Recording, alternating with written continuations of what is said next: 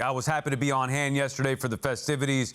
Took the family out to see Doc. I mean, look, I grew up, he was one of my favorite players. Had to teach my daughter some Mets history. That's my original Mets shirt from back in the day with Doc. I mean, look, got there nice and early, made sure to see every second of that ceremony. And then when it was over, I left. It's baseball night in New York, Kangaroo Court. I mean, look, I planned to stay for a few innings. Once the rain came and they announced a 40-minute delay in start time, I then taught my daughter how to beat traffic. We saw the ceremonies. We ate some ice cream. We didn't see a pitch. Hannah, you okay with this? I have to be okay with this because I am endlessly guilty of this. I went to the game Friday and left before the game started. I did not go to the game. I went to the pregame on Friday. And in fact, at that pregame, I was talking to people about this, and I was like, now that we got a pitch clock on the games, we need a pitch clock on the pregame.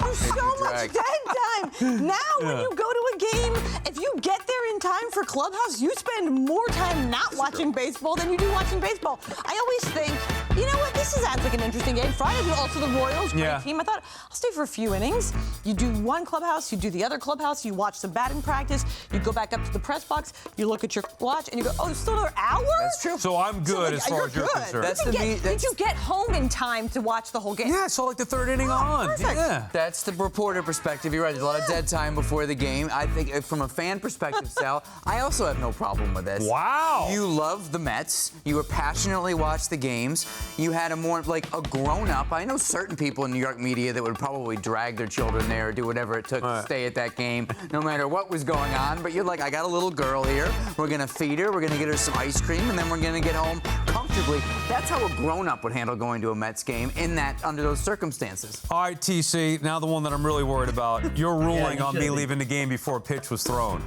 You should be. You really should be. First of all, your little girl is going to grow up a Mets fan, and that's what she's going to think about the Mets. Well, I really don't have to go. I just can be a Mets fan and talk about it. I don't have to show up and be in person. Wow. You know, Sal, if we were in Kangaroo Court right now, I can't even begin to tell you what the fine might be for you to be guilty of, talking about, oh, I'm a Mets guy, ragging the organization when things are bad, jumping on the bandwagon when things are good, and you go out there on one of the biggest things. I had to play golf yesterday at 8 o'clock in the morning so I could be done back to try to watch the pregame and the game itself.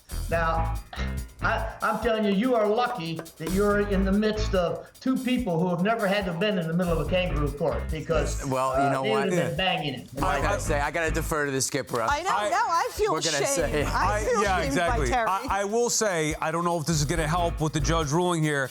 I never left the game early in 2015 and 2016.